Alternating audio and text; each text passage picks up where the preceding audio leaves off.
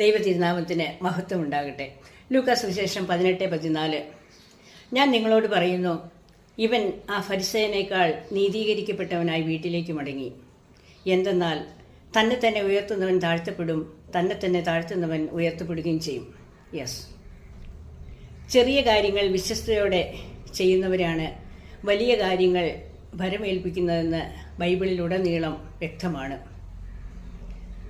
തൻ്റെ പിതാവിൻ്റെ ആടുകളെ വിശ്വസ്തയോടെ മേയിച്ച ദാവീദിനെ ഒരു ജനതയുടെ തന്നെ ഒരു സാമ്രാജ്യം തന്നെ നൽകി, ഒരു സാമ്രാജ്യത്തിൻ്റെ ചെങ്കോൽ ദൈവം അവനെ കൊടുത്തുയർത്തി.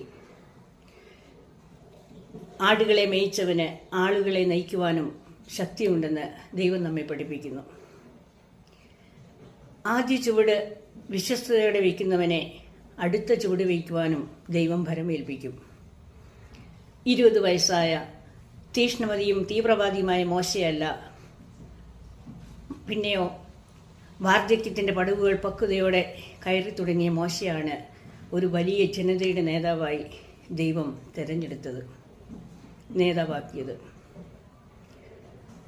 സ്നേഹപിതാവായ നല്ല തമ്പുരാനെ, ഞങ്ങളുടെ ഓരോ ചുവടുവയ്പ്പിലും അങ്ങയുടെ തിരഞ്ഞെടുപ്പുണ്ടെന്ന് ഞങ്ങൾ മനസ്സിലാക്കുന്നു.